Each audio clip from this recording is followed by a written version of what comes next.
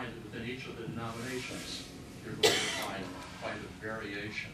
So it's not as if we speak with one voice. We try to periodically, but we always have to acknowledge the fact that we are, particularly on an issue regarding sexuality, pretty much divided 50-50 down the middle on that kind of an issue. Keep in mind when you're talking about Christianity that there are also major groupings. You've got the Orthodox tradition, the Greek and Russian Orthodox tradition. You've got the Roman Catholic tradition, very similar, yet some very different differences at the same time. I think part of the genius, though, of the Catholic Church is, well, they've had a lot of divisions along the way. So you have the Jesuits, and the Augustinians, and the Franciscans, and all the rest. They've managed to maintain them within the Catholic umbrella. They didn't split off, but they pretty much remained a part of the Catholic tradition. Unfortunately, when you get to Protestants, the same is not true. Protestants disagree. They split off and created another church. One of the things that we as Lutherans have taken very, very seriously is Jesus' prayer, Father, may they be one as we are one. He was talking in particular about the disciples. But we also see that personally as a mandate to bring groups together. It's no accident that we are very eager to have this kind of conversation, because we think that the sense of division within the church is really a sign of sinfulness, when our Lord is praying for unity and for oneness. So that's part of our hope to bring that about. One or two questions were raised ahead of time. One question had to do with the Golden Rule. And do we take that seriously? I think that for Christians, rather than using the Golden Rule, we would tend to turn to Jesus' new commandment. Love God and love your neighbor as yourself. And so rather than focusing as much on the Golden Rule, do unto others, we would use as the starting point the new commandment that Jesus gives us. And then what is the loving thing to do? That becomes more the drive for us than the Golden Rule itself. A question had been raised too. What's the difference between an ordinary Christian and a born-again Christian? The best way to understand the born-again Christian is to think of Billy Graham. Every time Billy Graham preached, at the end of the service, there would be an altar call.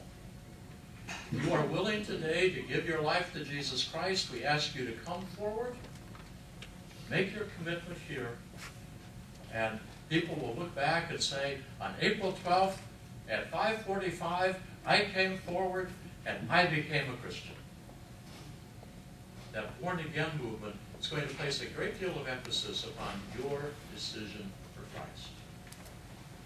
Well, there's nothing wrong with that. We encourage people to make that kind of a decision. As Lutherans, we have a little different perspective, because we're going to put the focus not upon my action, but upon God's action. I consider myself a born-again Christian because I was baptized. That was when God accepted me. Water was washed on my head, even though I didn't ask to have it done. My parents were the one who brought me the baptismal font. In baptism, God accepted me. And that's really, I think, the difference you get between the born-again Christian and the, quote, the ordinary Christian. The born-again Christian is going to place greater emphasis upon you making the decision for Christ. And we try to do that in confirmation. We call it now affirmation of baptism. Our hope is that our young people will make the decision. I'm now going to take ownership of my own faith. But it's a little different perspective. One place is the emphasis upon my decision. We're going to tend to put the focus upon God's decision for me. At this point, we need to break because you have prayers. I believe they're going to be held here. At this point, we're going to see the instructions.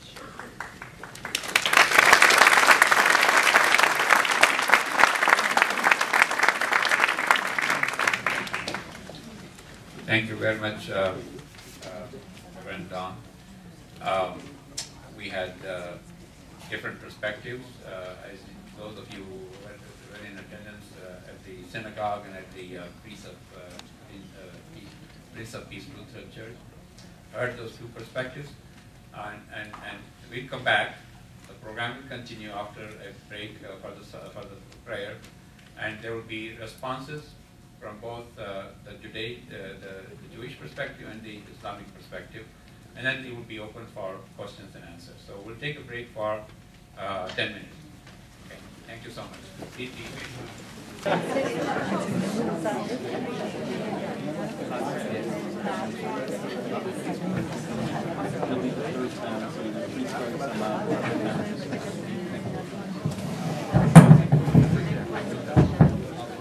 Assalamu alaikum again. Peace be with you all. We just heard from Don, Pastor Don, I should say. It's a hard task. I know when Rabbi Weiss, when he talked to us in the first meeting, he said it's very hard to squeeze 4,000 years of the story to tell in 20 minutes. And I think, Don, you did wonderful. Thank you so much. As I mentioned, the format would be that we would have a response first from Rabbi Weiss, and then from Dr. Khalid Sami, both from Jewish and Islamic perspective. And as you are listening to these, I'm sure you are recognizing where there are lots of commonalities, there are differences. And the essence of interfaith relationships is to make sure that the convergence and the divergence are brought together in a creative relationship for the common good of all citizens. So in the spirit of that, we are gathered here, and I would like to say a few words about Rabbi Max Weiss. He serves the Beth Tikwa congregation in Hoffman Estates, not too far from here. He is on the board of the Organization of Chicago Area Reform Rabbis, and served on their advisory council for the Reform Jewish Summer Camp. Rabbi Weiss has lectured nationally on the history of Jews in America and in part of the Rabbinic Advisory Council of American Jewish Archives. He lives in Hoffman Estates with his wife and 3 children. So, Rabbi Weiss.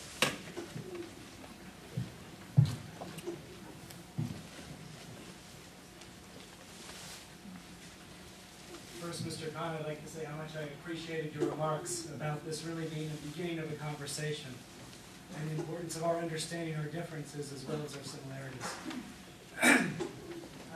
Pastor Myron, you're a courageous man.